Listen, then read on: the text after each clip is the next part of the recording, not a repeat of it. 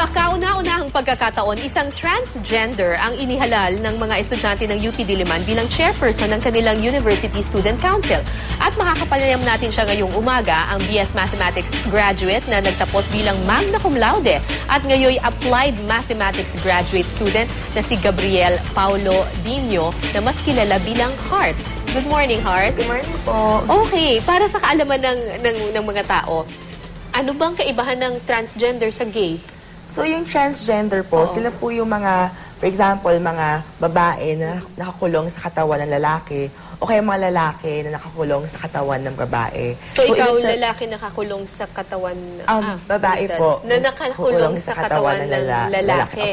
Parang transgender po, parang transition ng gender. Kasi pag pinanak po ako lalaki, ang expected po sa akin, mag-identify as male. Pero nag-identify po ako as female. So pakiramdam mo, babae ka talaga? Opo. Pero may katawan ka lang na lalaki? Yes, opo, ganun po. So, pag gay po, usually, nag-identify po sila as male talaga, pero attracted sila sa kapwa lalaki. Kaya nagbibihis babae ka? Yes, opo.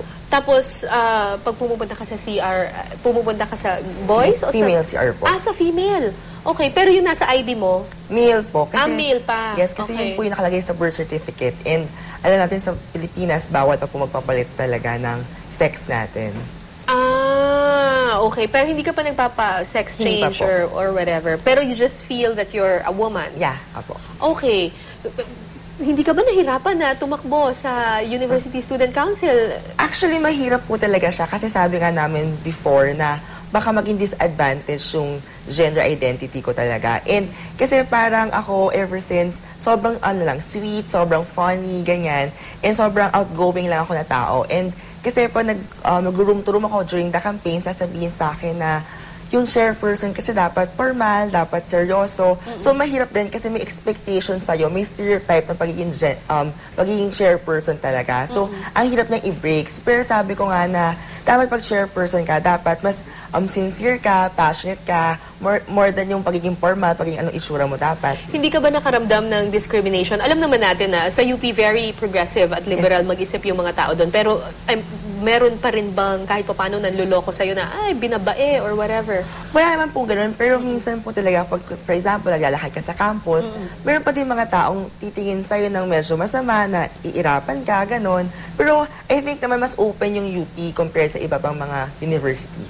Kailan ka naging lantad sa iyong kasarian? Well, bata pa po ako. Alam ko na po talaga. Edad? 5 years old po. 5 years old? Yes, nag-makeup na po ako, gano'n. Nagsusot akong pambabae. And alam po ng mga sisters ko, mga cousins ko.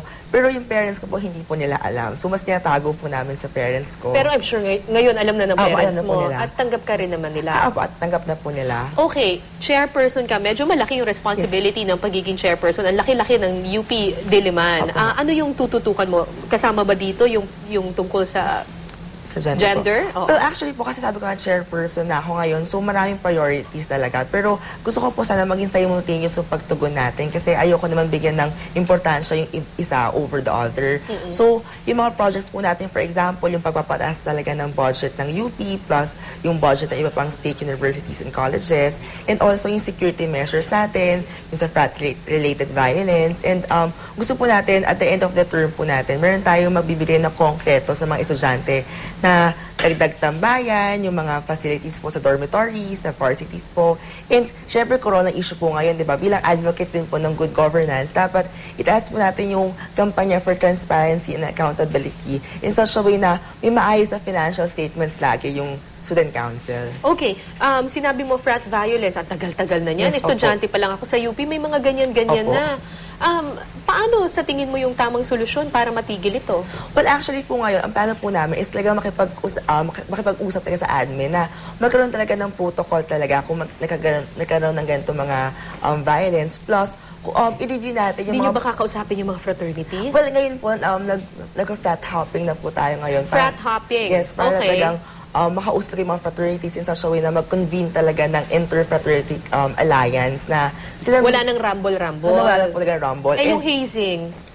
Try natin i-review po yung anti-hazing law po with the law school po, College of Law, na isa siya way talaga, hindi lang po sa UP matugunan yung kaguluhan sa fraternities kasi nakita natin sa San Beda na may namatay ulit. So hopefully, yung anti-hazing law, ma-raise natin siya on a national level. O pag pumupunta ka sa mga fraternity, hindi ka naman niloloko or... Ay, hindi naman po. Mababait naman po talaga sila. Ganyan. So, very welcome. Hindi ka nila nire-recruit. Ay, hindi. Sorority dapat. Sorority dapat. Okay. Sinabi mo rin kanina yung issue ng seguridad. Alam naman natin recently sa UP Los Baños, medyo nagkaroon sila ng problema with security doon. Dalawang estudyante nila yung sinawim palad doon na namatay. Sa UP Diliman, meron din bang ganitong problema at ano yung balak ninyong gawin tungkol dito? Well, actually, di ba last time din po meron nasaksak po dun sa mismong council office natin. And ngayon po, nakikipagtulungan po tayo sa admin kung ano nga ba yung mas maayos na security measure na pwedeng implement sa ating university. Plus, dun sa side naman ng student council, itry po natin explore yung pagkakaroon ng programa na self-defense. Kasi I think, sobrang mas maganda po na mismo yung tayo mismo na kaya natin protektahan yung mga sarili natin. Okay, paano magiging iba from all the previous student council chairpersons ang panunungkulan mo bilang isang, kasi yun ang campaign, the first transgender chairperson of the university.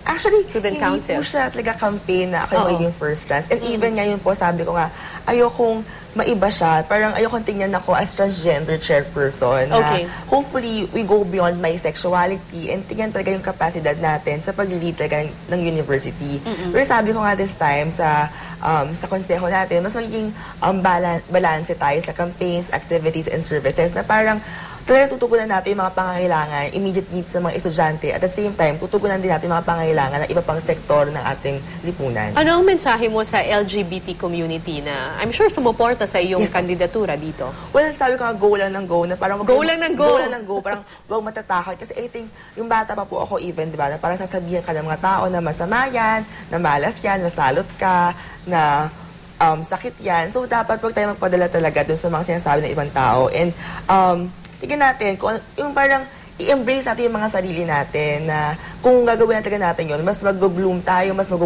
talagang emancipation nga talaga na ito na talaga yung pagtanggap sa atin. Kasi sabi ko nga, hindi tayo tatanggapin ng mga lipunan kung tayo mismo tinatago natin, tinatanggap yung mga sarili natin.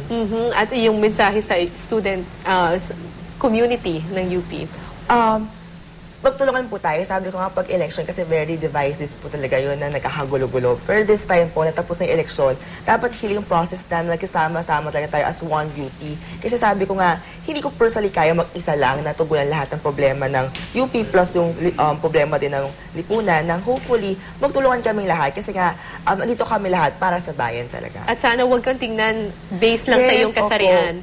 Opo. Sana huwag po talaga kang tingnan na transgender lang ako, ganun na. Kasi limiting po sa akin yung pagiging transgender. Sinasabi po nila na yung campaigns ko lang po talaga is for gender equality. Pero mas marami po tayong kayang gawin talaga sa Student Council this year. Okay, palagi nga namin sinasabi dito ni Howie sa News to Go, wala sa kasarian ang kakayahan. Opo. Dapat tinitingnan yung kakayahan ng tao. Alright, maraming salamat and congratulations, Thank you Heart po. Nino, Chairperson-elect ng UP Diliman Student Council. Thank you.